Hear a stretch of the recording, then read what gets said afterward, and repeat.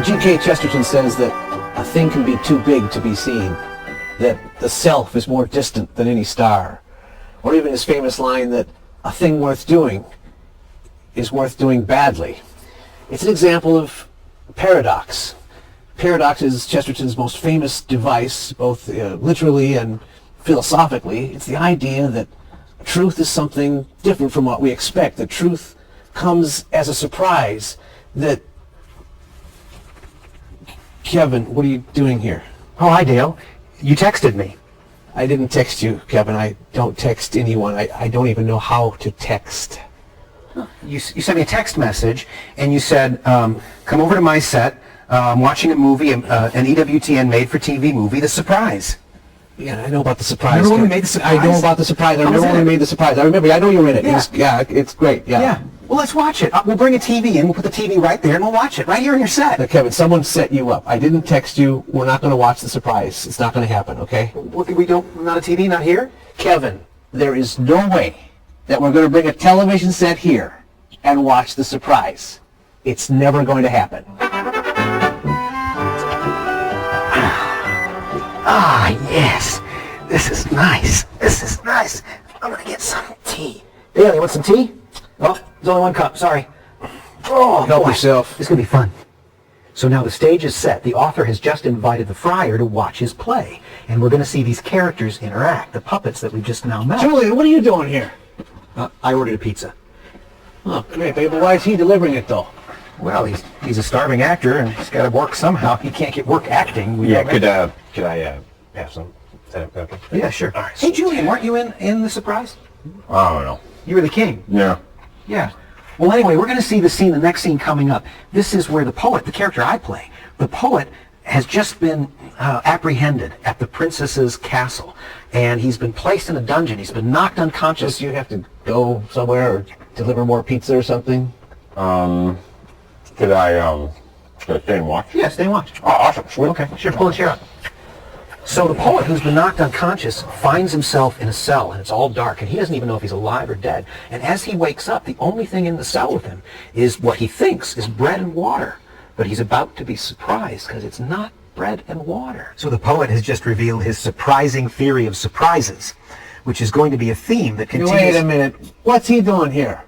Well, that's Frank C. Turner. I know who it is. Remember he was on The Apostle of Common Sense Season 3, played George Bernard Shaw, debated G.K. Chesterton? Yes, I know that, but what's he doing here? Eating popcorn. Okay, I see that too.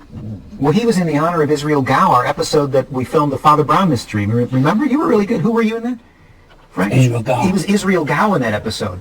And so I invited him here to watch The Surprise. I sent him a text message. Yeah, okay, that's and great. So we figured we're going to watch the next scene.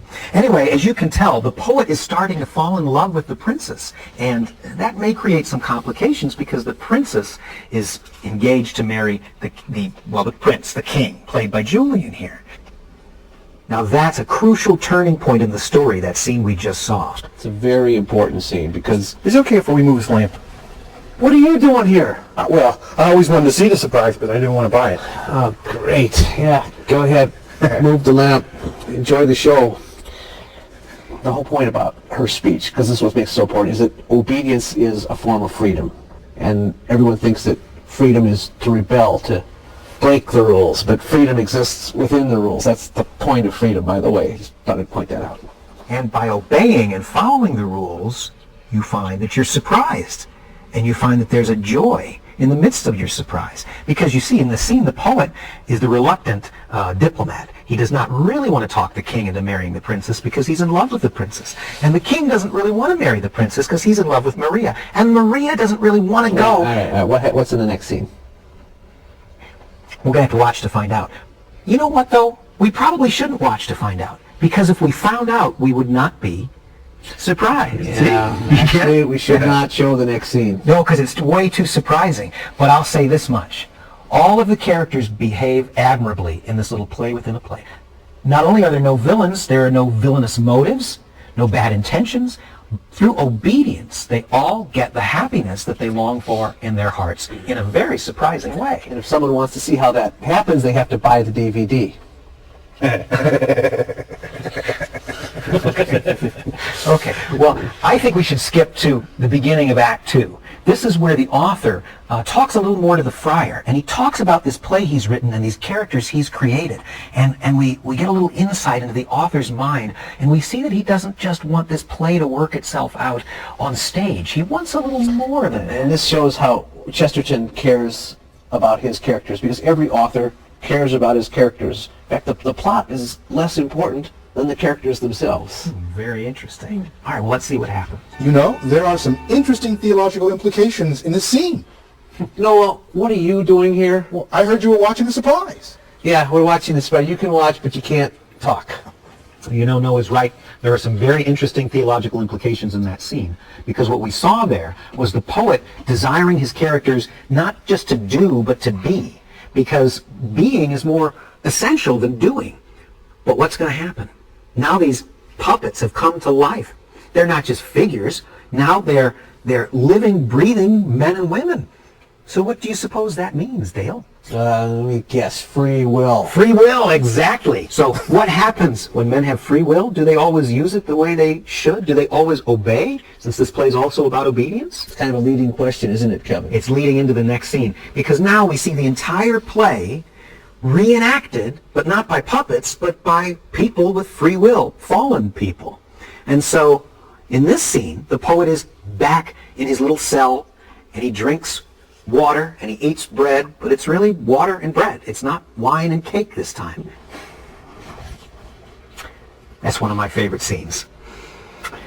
The reason it's one of my... Oh, you know who that is? Yeah, I know who that is. Steve Beaumont. He produced The Surprise. Yeah. You should see it sometime.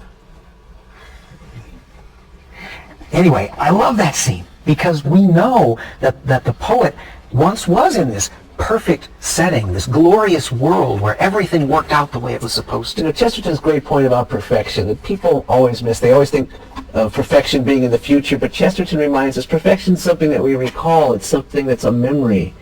We remember when things were better. Well, now the question becomes, can these fallen characters behave appropriately? Now we're going to see the turning point again. Remember the turning point in the first act? The turning point in the first act, the king, played by Julian, does the right thing even though he doesn't want to. The poet does the right thing. Maria does the right thing. Are they going to follow through and obey now that they have free will and they're more than just puppets? That we've got to see.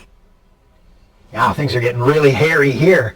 People aren't behaving obediently and everything's a mess. We've got to find out what happens next, Dale. How are they ever going to extricate themselves from this situation? But we're not going to show what happens next, are we, Kevin? Not only would we ruin the surprise, but what did Chesterton say? What did Chesterton say about giving away the ending? He said that if you give away the ending of a mystery, it is the worst possible crime you could commit. In fact, it's the worst sin. It's betrayal. You belong on the lowest level of hell next to Judas and all the other traitors. So that's why we're not going to tell anybody how it ends. But as long as most everybody's still here, I am going to explain the real meaning of this play.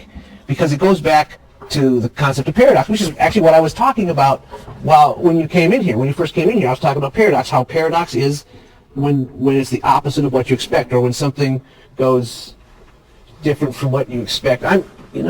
There's got to be a way to text. How do you text? You hit text, and then you start texting. All right. So see if you can get some more people here, because it was just getting interesting. Sure was. But you know, if the audience hasn't tuned out the way your friends have, how could they see the end of this play? Is there a way to really see the whole thing in its entirety? You buy the DVD. Oh, yeah. And there's two ways to do that. Yes. Both of them involve spending money. Mm-hmm. You can get it through EWTN, and you can also get it through the American Chesterton Society at chesterton.org. Oh, really? And you know what? Everybody should watch The Surprise, because it is one of Chesterton's masterpieces, and it's worth watching, actually. It really